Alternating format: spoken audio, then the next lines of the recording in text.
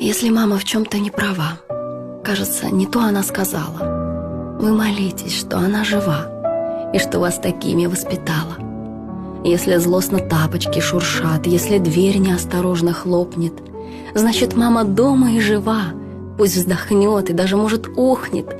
Если вдруг из рук ее стакан упадет, не злитесь, подойдите и скажите: «Все нормально, мам», и ее вы крепко обнимите.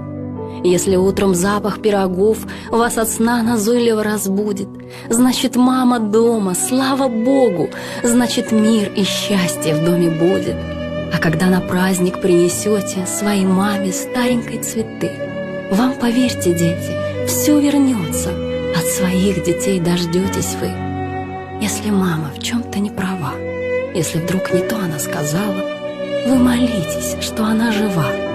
Так любить вас может только мама.